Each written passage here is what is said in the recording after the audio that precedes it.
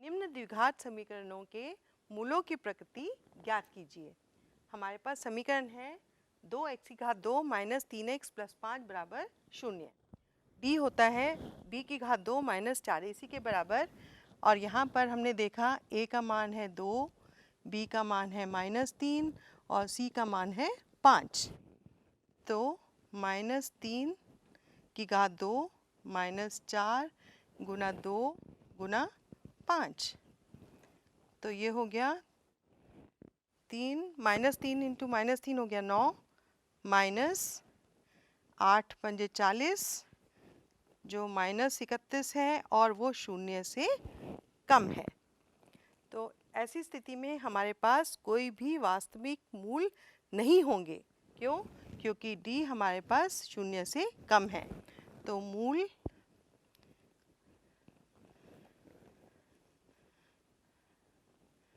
वास्तविक नहीं है।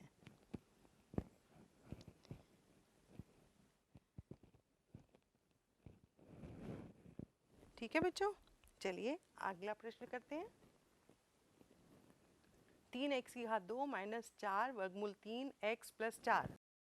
a का मान है 3, b का मान है -4 वर्गमूल 3 और c का मान है 4।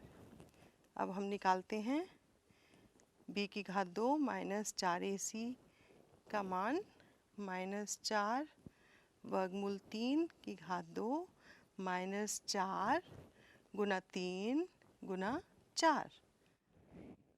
अब देखिए कितना हो गया, 4 चौक 16, 16 तिया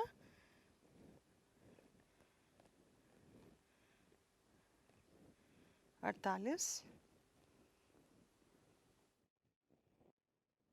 यहाँ आप क्या देख रहे हैं कि हमारा d का मान आ गया 0। जब भी d का मान 0 आएगा तो हमारे पास मूल बराबर होंगे। तो यहाँ पर मूल वास्तविक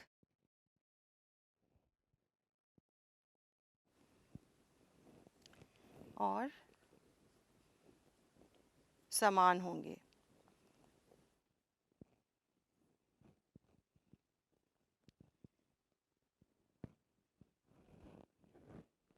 ठीक है बच्चों, आइए अगला प्रश्न करते हैं। 2x की घात 2 माइनस 6x प्लस 3 बराबर 0। a का मान है 2, b का मान है -6 और c का मान है 3। यहाँ पर हम b की घात 2 माइनस 4ac निकालते हैं। ये हो जाएगा -6 की घात 2 माइनस 4 गुना 2 गुना 3। 6 6 36 माइनस 8 ये 24। तो यहाँ पर हमारा d आ गया 12 जो 0 से बड़ा है। यहाँ पर ऐसी स्थिति में हमारे पास मूल वास्तविक तथा भिन्न होंगे।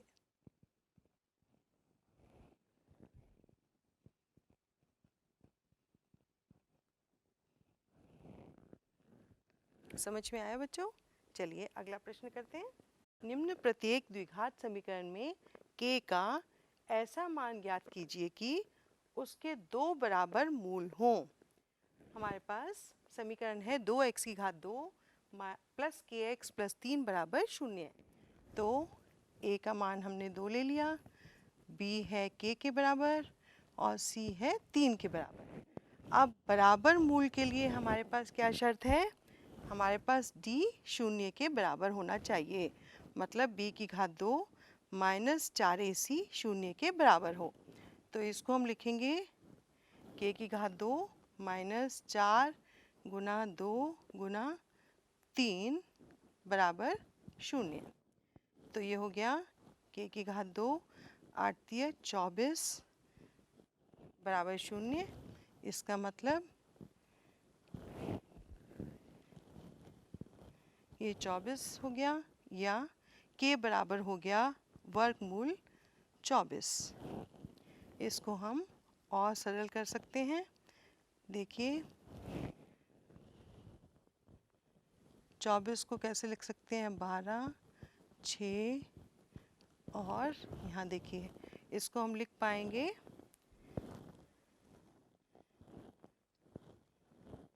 k बराबर प्लस माइनस 2 वर्गमूल 6। ये k का मान आएगा। इस मान के लिए हमारे पास 2 बराबर मूल होंगे। समझ में आया बच्चों? चलिए अगला प्रश्न करते हैं। कि x गुना x माइनस 2 प्लस 6 बराबर 0। इसको पहले हल कर लेते हैं। माइनस 2kx प्लस 6 बराबर 0। तो a का मान k हो गया, b का मान माइनस 2k हो गया और c का मान 6 हो गया। सबसे पहले हम d निकालेंगे। b की घात 2 माइनस 4ac की मदद से। ये हो जाएगा माइनस 2k की घात 2, 4 गुना k गुना 6। तो हमारे पास आ जाएगा 4k की घात 2 माइनस 24k। यहाँ देखिए बच्चों, अगर हम यहाँ पर 4k कॉमन ले लेते हैं, हमारे पास बचेगा k माइनस 6। अब ध्यान से देखिए, हमें यहाँ पर बराबर मूल चाहिए थे। इसका मतलब d को 0 के बराबर रखेंगे। इसका मतलब 4k गुना k माइनस 6 को 0 के बराबर। यहाँ समझने वाली बात ये है कि 4k गुना k माइनस 6 बराबर 0। हम ये जानते हैं कि 4 तो 0 के बराबर नहीं हो सकता और k भी 0 के बराबर नहीं हो सकता। क्यों? क्योंकि अगर यहाँ पे k मान लीजिए 0 हो गया तो ये तो पूरा ही 0 हो जाएगा और 6 0 के बराबर नहीं हो सकता। इसलिए k 0 के बराबर नहीं है और इसलिए k माइनस 6 0 के बराबर है और अतः k का मान हो जाएगा 6। समझ में आया बच्चों? चलिए अगला प्रश्न करते हैं। क्या एक ऐसी आम की बगिया बनाना संभव है जिसकी लंबाई चौड़ाई से दुगनी हो और उसका क्षेत्रफल 800 मीटर वर्ग हो? यदि है तो उसकी लंबाई और चौड़ाई ज्ञात कीजिए। तो हम मान लेते हैं चौड़ाई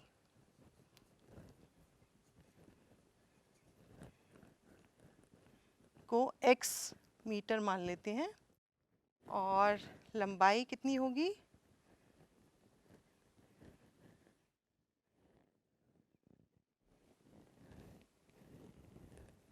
चौड़ाई से दुगनी, तो 2x ले लेते हैं।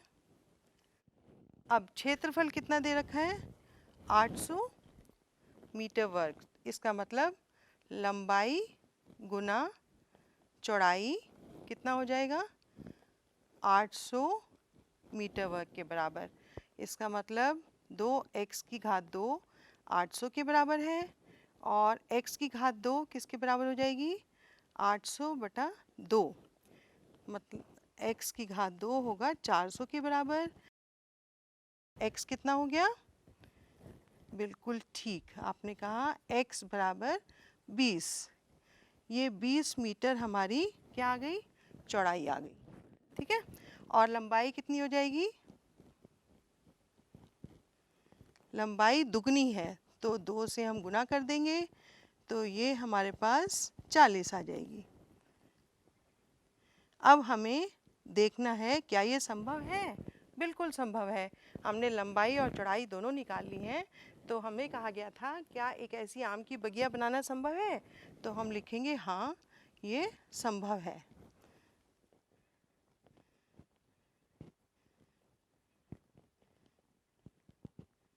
और उसकी लंबाई और चौड़ाई भी हमने ज्ञात कर ली। लंबाई हमारे पास आई 40 मीटर और चौड़ाई आई 20 मीटर। आप देखिए, अगर हम गुना करके देखते हैं, 20 को 40 से गुना करिए, क्या हमारे पास 800 वर्ग मीटर आ रहा है? आ रहा है ना? ठीक है, समझ में आया? चलिए अगला प्रश्न करते हैं। क्या परिमाप 80 मीटर तथा क्षेत्रफल 400 मीटर वर्ग के एक पार्क को बनाना संभव है? यदि है तो उसकी लंबाई और चौड़ाई ज्ञात कीजिए। यहाँ पर हम मान लेते हैं लंबाई और चौड़ाई है तो इस आकार का पार्क होगा। यहाँ हम x ले लेते हैं, इसको y ले लेते हैं और हम जानते हैं परिमाप कितना होता है 2 गुना x जमा y। तो ये हमें 80 दे रखा है। इस प्रकार हम x प्लस y का मान 40 प्राप्त कर लेते हैं। ठीक है, और इसमें से हम x का मान ले लेते हैं 40 माइनस y। अब दूसरी शर्त क्या है? क्षेत्रफल। हम कितना है क्षेत्रफल? x गुना y, 400 मीटर वर्ग। यहाँ से हम x की मान को यहाँ पे रख देते हैं। 40 माइनस y गुना y बराबर है 400 मीटर वर्ग। अब देखिए इसको हम लिख पाएंगे 40y माइनस y की घात 2 माइनस 400 बराबर 0, माइनस y की घात 2 प्लस 40y माइनस 400 बराबर 0। अगर हम इनके साइन माइनस 1 से गुना करें तो हमारी समीकरण सरल हो जाएगी और हमें ये मिलेगा। अब देखिए अगर हम इसको लिखें माइनस 20y प्लस 400 तो हमारे पास इसमें क्या कॉमन है बच्चों? 20, y माइनस 20 आ गया y कॉमन लेने से, और यहाँ पे 20 हम कॉमन लेते हैं तो y माइनस 20 आ गया। इस प्रकार हम देख रहे हैं कि हमारे पास दो गुणनफल आ गए y माइनस 20। का मतलब क्या हुआ? हमारे पास y आ गया 20 मीटर और x कितना आ जाएगा? देखिए x आ जाएगा 40 में से 20 आप घटा दीजिए तो 20 मीटर आ गया। ठीक है, तो क्या ये संभव है? हाँ बिल्कुल संभव है ना, जिसका परिमाप 80 मीटर हो और क्षेत्रफल 400 मीटर स्क्वायर के एक पार्क को बनाना बिल्कुल संभव है।